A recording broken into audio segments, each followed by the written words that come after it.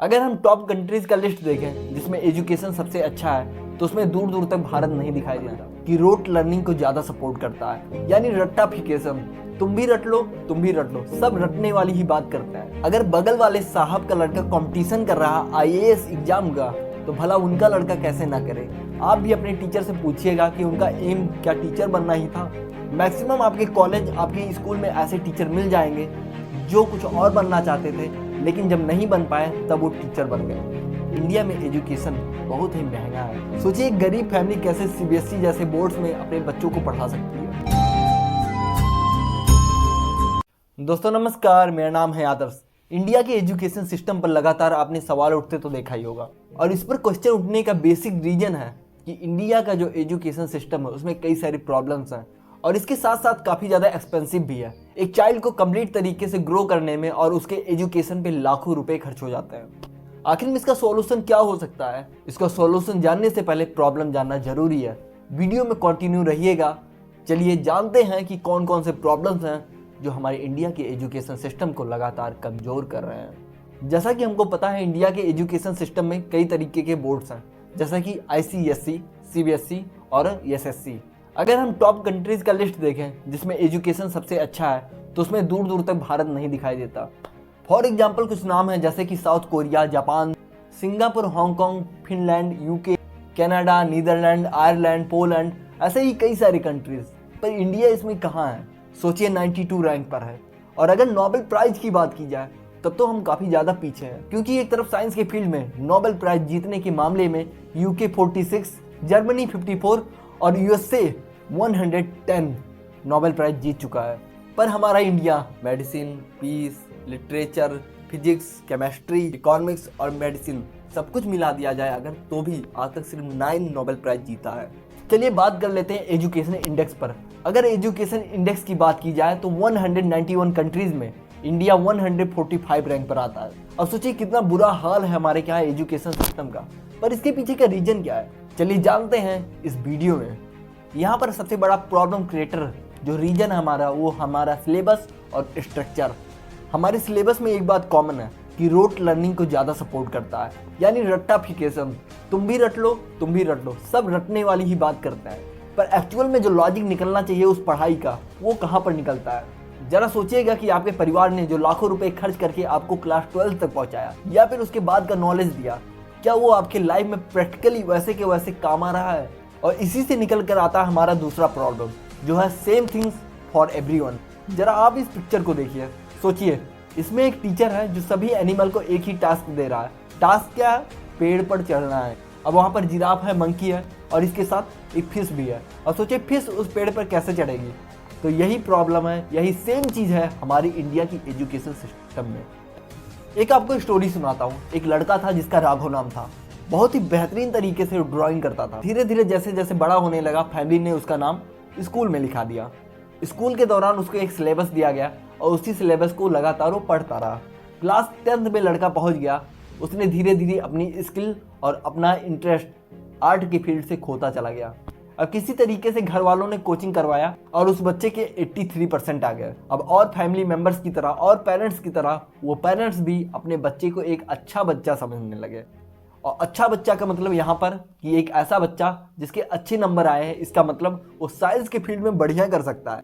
और पेरेंट्स की तरह वो भी पड़ोस वाले शर्मा जी को देखने लगे कि शर्मा जी का लड़का अगर साइंस लिया है तो मेरा लड़का भला कॉमर्स या आर्ट कैसे ले सकता है। फिर उन्होंने भी अपने बच्चे को साइंस दिलवा दिया। क्लास 12 तक पहुंचते पहुंचते उसका इंटरेस्ट लगभग कम हो चुका था। फिर भी किसी तरीके से उसने 60% मार्क्स लेकर आए। बच्चे का इंटरेस्ट नहीं था, फिर भी उसके पेरेंट्स ने जबरदस्ती उसका नाम मेडिकल कॉलेज में लिखवा दिया। अब मेडिकल की पढ़ाई करते करते एक तरफ तो वो बोर हो रहा था, उसको इंटरेस्ट ही नहीं था उस पढ़ाई में, दूसरी तरफ अपनी ज़िंदगी को भी वो कोस रहा था, खो रहा था अपनी स्किल को। जैसे जैसे उसका इंटरेस्ट कम होता रहा, पढ़ाई के फील्ड में वो बोर होने लगा, तो उसने स्टार्ट कर दिया नशा करना। एडिक्टेड हो गया, वो स्मोकिंग करने लगा। इसके साथ साथ वो एडिक्टेड हो गया लिक्वर यानी शराब का।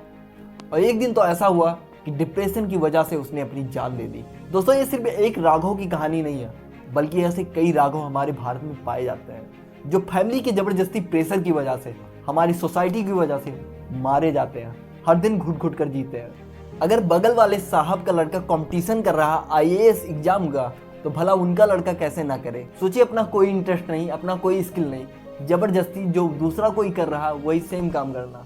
और यही हमारे फैमिली का बिहेवियर और हमारी सोसाइटी की स्टाइल की वजह से स्टार्ट होता है रैट रेस। और पढ़ाई तो एक पैशन रह ही नहीं गया, ये तो एक रेस हो गया है। और रेस किस चीज़ का? जॉब पाने का। जब हमारे पेरेंट्स भी हमको पढ़ाते हैं तो उनका अल्टीमेट एक गोल रहता है कि हमारा लड़का पढ़ेगा तो एक अच्छा जॉब पाएगा, हमसे बेहतर कुछ कर पाएगा।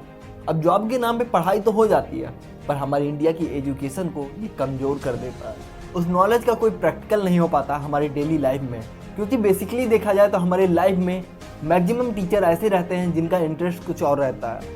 पहले तो वो कुछ और भी बनना चाहते हैं, बाद में जब वो उस पोस्ट पर नहीं जाते हैं तब जाकर कहीं वो टीचिंग का प्रोफेशन ज्वाइन करते हैं।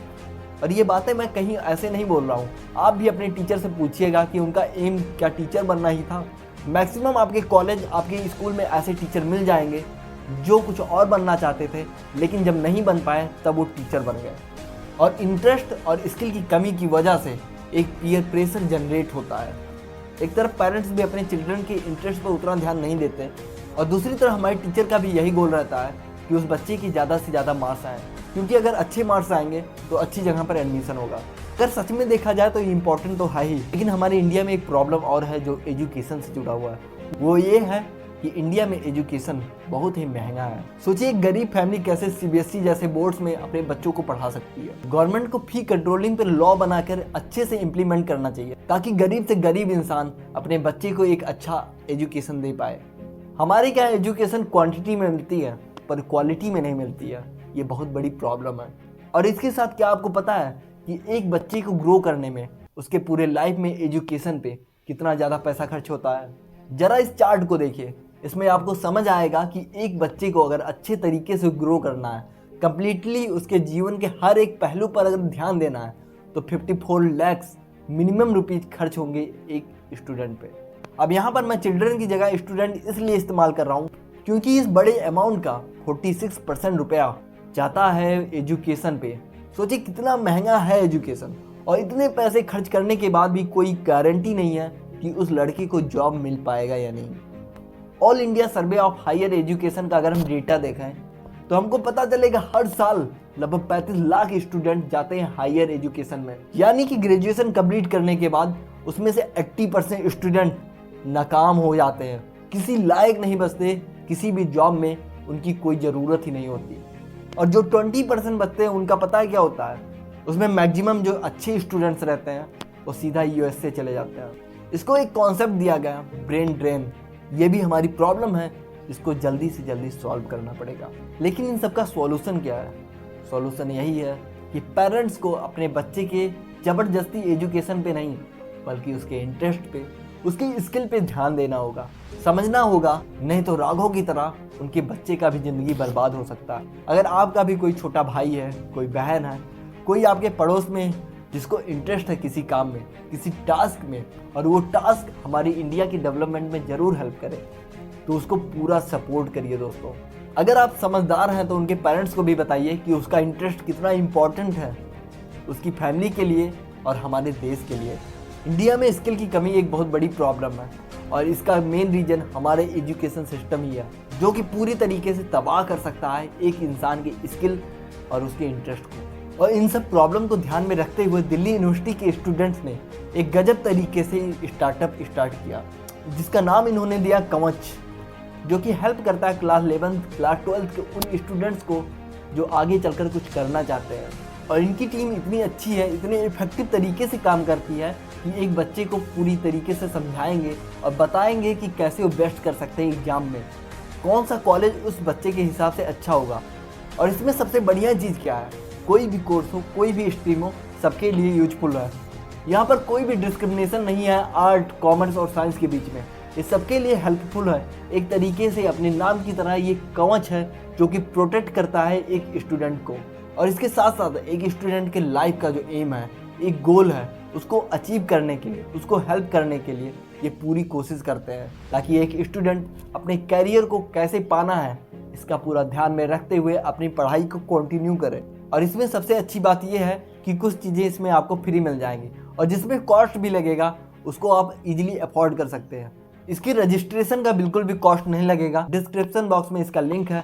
अगर आपके घर में कोई भी स्टूडेंट है जो क्लास 11th या क्लास 12th में है और अच्छे तरीके से अगर आप चाहते हैं कि वो स्कोर करे अपने क्लास 12th के एग्जाम में, और जाइए रजिस्टर करिए और इस वीडियो को ज़्यादा से ज़्यादा शेयर करिए। और 22 जनवरी को 5:30 PM to 6:30 PM तक जूम पर इनकी मीटिंग होगी, जिसमें स्टूडेंट अपने क्वेरीज को डायरेक्टली पूछ सकते हैं।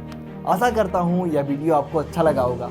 अगर वीडियो अच्छा लगा तो प्लीज़ एक छोटा सा सपोर्ट तो कर ही दो, शेयर कर देना यार प्लीज़।